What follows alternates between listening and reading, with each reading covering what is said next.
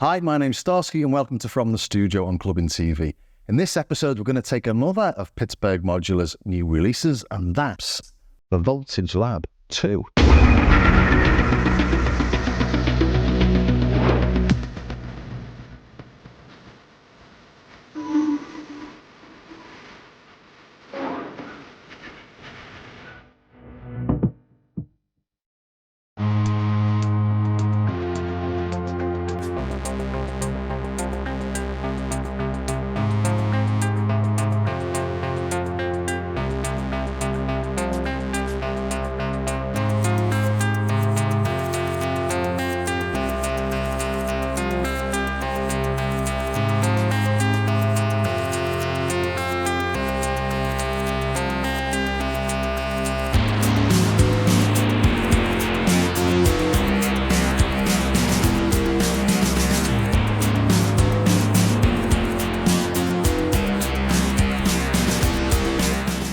And this is a really unique instrument for a start. It doesn't use subtractive synthesis like a mode, or a sequential, or an Oberheim, or a Nord, or an Electron, or an Ovation. Pretty much every other synth you can think of uses subtractive synthesis. This starts off with these two oscillators, and these oscillators are wave folding oscillators. So they're not like your standard sawtooth square triangles. You start off with a sawtooth, then you fold it over itself. I'll play it all in a minute, and you get all these really distinct harmonics from it.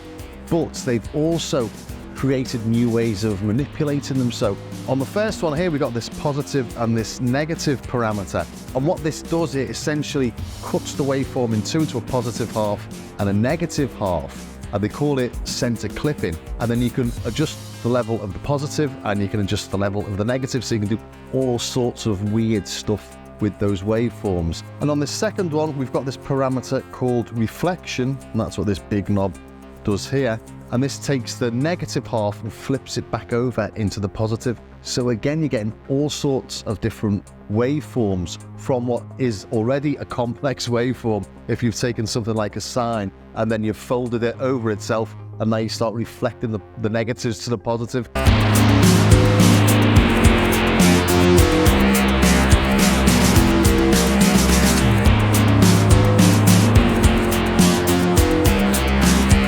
Move over to this function generator, and if you know your modular synths are the thing called mats, this is like mats. They're all based on old Buchla technology, and it's got LFOs and envelopes in there. Quite interesting ways of manipulating that. Probably won't go into that here because it does get quite complicated, but just think of this as your envelopes and your LFOs. And then over here we've got these dynamics controllers, and the dynamics controllers are a little bit like a filter. You can think of them as a filter, you can use them like a filter, but they're slightly different in that you take a pulse or a trigger and then it drops the volume and the frequency of the filter at the same time. Again, I'll play all that in a second. Then following that, we've got this little chorus and this echoes, and that's an analog delay unit. And all this might look very, very familiar because if you were watching a couple of weeks ago, I did the review of their Tiger keyboard, and that does look very similar. It's got the same knob, that unique to Create Audio and Pittsburgh.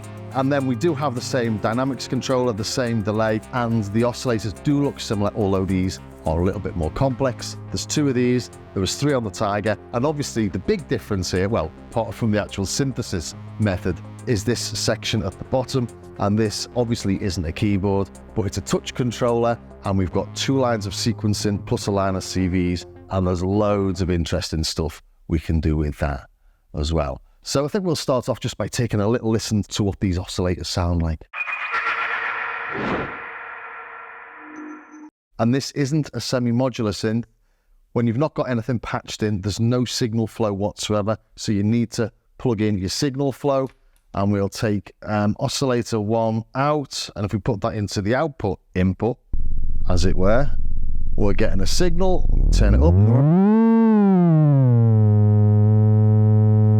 So we want it to play something when we're holding a note and not play anything when we release a note. So we'll take the gate out of this yellow channel down here, and the gate out of that is there.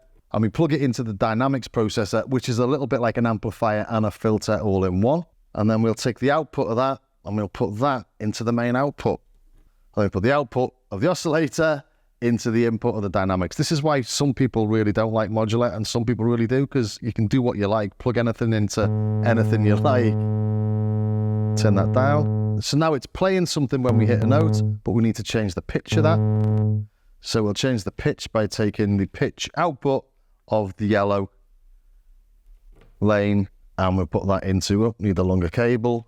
We'll put that pitch into the input of the pitch of the oscillator. So now we're getting pitch, and we can hear these oscillators.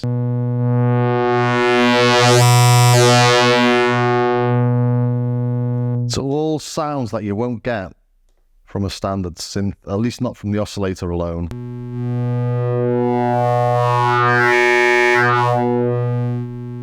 Most synths, when you play a triangle, you just get that.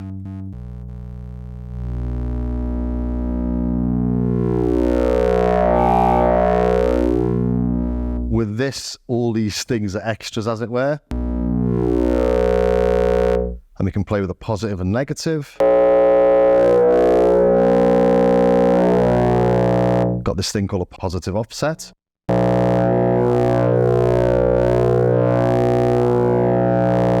And we've got that on all the wave shapes, plus this warp mode as well.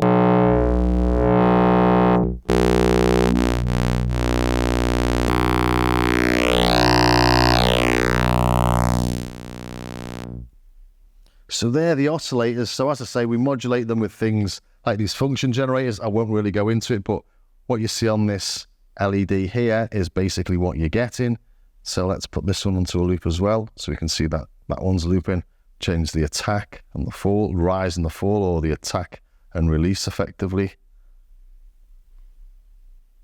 Hopefully you're picking that up on the camera. Let's make this one slower, make it faster. Let's take the output of that and let's put it into the, let's do oscillator 1. Let's put that into the tonal CV. Let's listen to oscillator 1. Let's turn the CV amount up.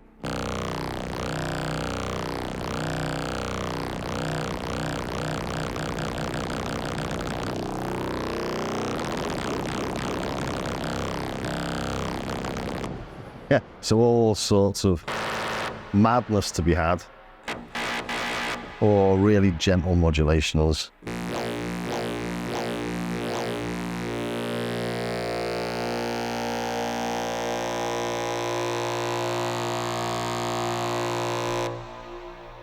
So as I say, imagine this as being envelopes and LFOs, but they've got all sorts of different trigger conditions that you can use in them, and it just makes them really flexible and interesting. And that generative stuff where the synths seem to play themselves all comes out of stuff like this.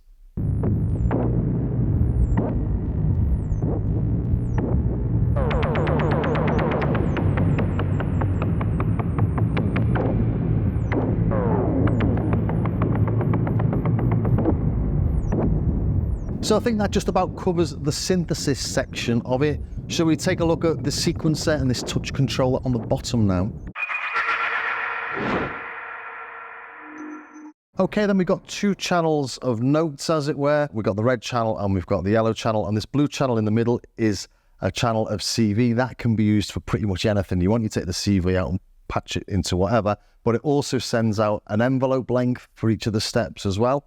We've got 16 steps here, and the red and the yellow can act completely independently. So you can adjust the yellow, the red, or both together. We'll just use the yellow for now. So let's add some steps to it. We'll put it into sequencer mode. Now you can see we're adding steps. Play it, see what happens.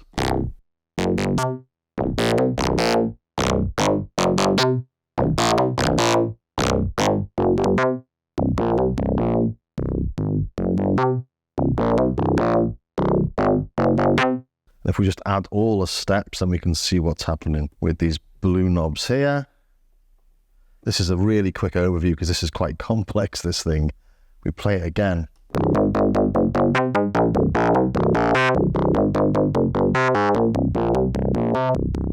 So as I change the blue knobs there, that's changing the gate length. so the steps sounding longer. And there's so many different ways we can manipulate what's happening from step to step. We could scan the steps with an LFO. If we brought an input there, it'd just go back and forth, for example. Just, as I say, going super quick through all this. Let's put an output from there into the scan, and let's put this onto a loop.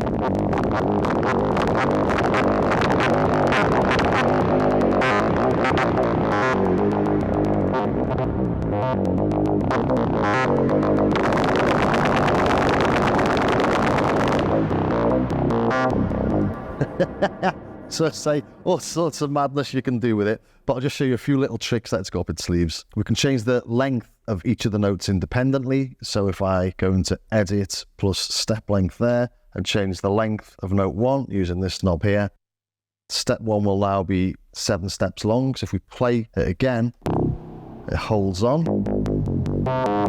The 7, 1, 2, 3, 4, 5, 6, 7, 8, yeah. And I'm fully aware I couldn't make that sound any less musical if I tried. So luckily, I have created a little track using the 2 sequencer lanes with the yellow sequencer on 8 steps, the red sequencer on 16 steps, with different steps having different lengths and stuff like that, making use of everything. So here it is.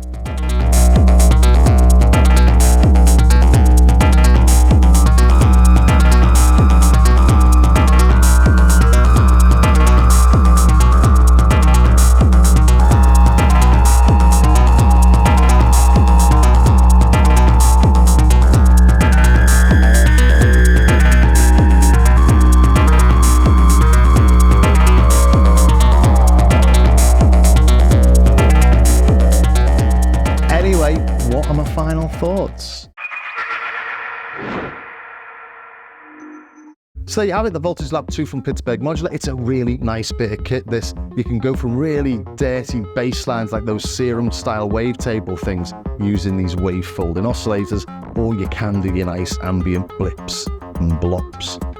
But I just find it's really nice to approach things from a different angle, really. It's not going to be the first synth you buy, it's about £1,800. Although I say that, actually, if you are used to things like all your standard plugins, something like this really does give you that little bit extra. It gives you something completely different to what you get in the box. You approach things from a different way and you experiment a little bit more and you come up with unique little ideas. One of those tracks there with that ring mod, when that kicks in, I absolutely love that. So really nice bit of kit. I hope you enjoyed this. If you did, don't forget you can catch it whenever you like on our Clubbing TV official YouTube channel on the From the Studio playlist. If you leave any questions in the comments, I'll see what I can do to answer them. And also I've got a lot more of a deep dive of this on my Starsky Car YouTube channel as well. So do check that out. And I'll see you in the next episode of From the Studio.